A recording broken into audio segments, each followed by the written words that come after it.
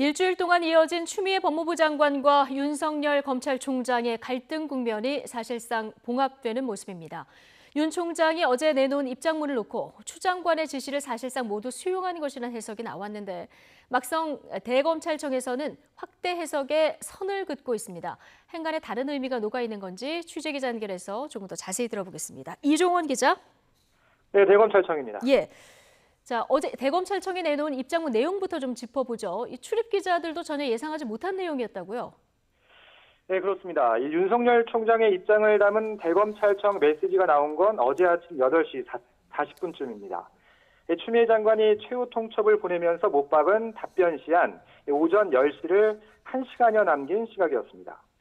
하루 전에 내놓은 절충안을 추 장관이 사실상 걷어찼던 상황이라 윤 총장이 고를 수 있는 선택지가 꽤 줄어든 상태였는데요. 이 때문에 특별히 입장을 내놓기가 어렵다는 예상이 많았는데 입장을 낸 것 자체가 우선 좀 의외였고 무엇보다 그 내용을 놓고 대부분 기자들이 당혹해했습니다. 긴급하게 속보를 전해야 하는데 대부분 언론이 10분 가까이 주저하는 상황이 벌어졌습니다. 예.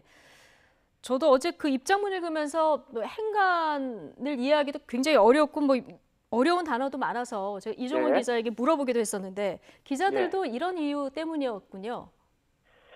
네, 기존 수사팀을 교체하거나 변경해선 안 된다고 하루 전 추 장관이 다시 지시를 내린 상태였죠. 이 때문에 지난 2일 지휘권 발동으로 애초 지시한 내용을 그대로 수용하거나 거부하는 방안, 남은 선택지는 이렇게 단 2개뿐으로 보였습니다. 예. 그런데 대검은 추 장관 지시를 수용한다거나 거부한다는 표현을 사용하지 않으면서 그 해석을 놓고 고심이 깊을 수밖에 없었던 겁니다. 법률적 용어인 형성적 처분이라는 말을 빌려서 추 장관의 지휘권 발동으로 총장의 지휘권은 그 당시에 이미 상실된 상태라고 표현했습니다.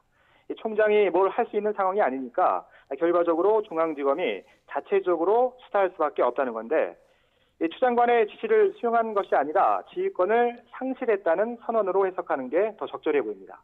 대검 관계자 역시 어제 총장의 입장문은 수용 불수용 차원이 아니고 그런 문제로 볼 것도 아니라고 말했습니다. 예. 수용이 아니라 선언이라고 해석을 했는데 아무튼 표면적으로는 추미애 장관의 지시를 받아들인 거 아닌가요?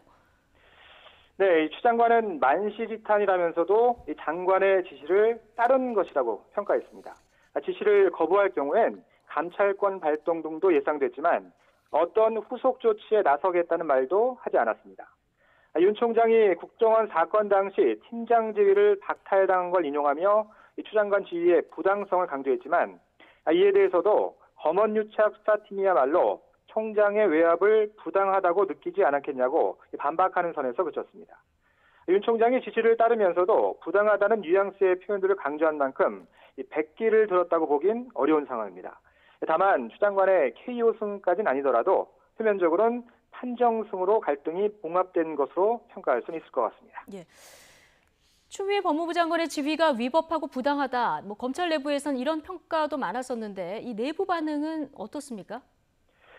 네, 윤 총장이 추 장관의 지휘를 그대로 수용할 경우엔 검사장 회의 결과에 반하는 것이라 총장 리더십의 타격이 불가피하다는 관측이 많았는데요. 그러나 검찰 내부에서 이 같은 우려는 아직 표면화되진 않고 있습니다. 예. 검찰 내부 게시판에도 아직 특별한 입장이 올라온 건 없는 것으로 전해졌습니다. 다만 어제 제가 통화한 한 현지 지검장은 윤 총장의 입장문이 고도의 전략으로 해석된다고 평가하기도 했습니다. 추 장관이 자신의 지휘를 그대로 수용한 것으로 받아들였고 검찰 내부에서도 총장의 선택에 대한 문제 제기가 즉각적으로 나오지도 않고 있으니 일종의 묘안을 내놨다는 얘기입니다. 네, 그런데 윤석열 총장이 추미애 장관의 지휘를 수용하면서도 사실상 또 부당하다 이렇게 규정을 한 상태잖아요. 네. 양측의 갈등이 완전히 봉합됐다 이렇게 보기는 또 어려운 거죠. 네, 그렇습니다. 어제 윤 총장은 입장문을 내면서 소송을 제기한다는 뜻의 쟁송이란 단어를 사용했습니다. 예. 이 소송을 통해서 장관의 지위를 무효화하지 않는 한 자신의 지휘권은 박탈된 상태라고 한 건데 당장 권한쟁의 심판이나 행정소송을 청구할 수도 있다는 관측이 나왔고 대검 관계자 역시 총장의 선택에 달린 문제라면서 가능성이 전혀 없는 것은 아니라고 말했습니다.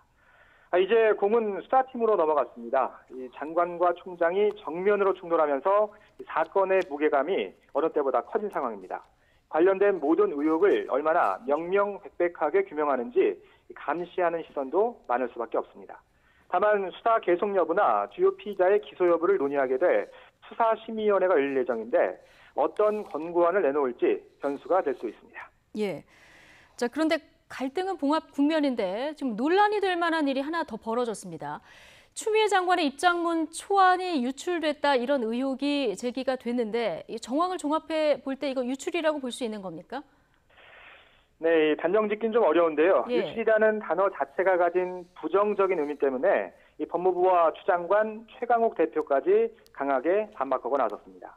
다만 다선 의원 출신인 추 장관은 국회에서 보좌진들이 기자들에게 입장을 배포하듯 주변 사람들에게도 전파하는 게 일상이란 입장입니다. 어제 법무부 해명에도 논란이 계속되자 밤늦게 직접 SNS에 글을 올리기도 했습니다.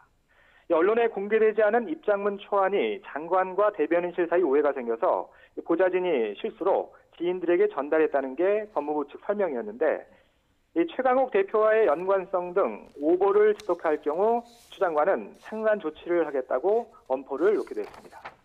이 법무부 측 해명대로 단순 해프닝일 수도 있지만 꽤 민감한 입장문이었기 때문에 여전히 납득이 되지 않는 부분이 있기도 합니다. 무엇보다 언론을 통해 일반 국민에겐 알리지 않았던 또 다른 비공식 입장문이 외부로 나와서 논란을 빚게 된 것 역시 사실입니다. 이 때문에 논란을 빚은 사태 자체에 대해서만큼은 이 실수를 인정하고 사과하는 모습은 필요하지 않을까 아쉬움이 남는 대목입니다. 지금까지 대검찰청에서 YTN 이종원입니다.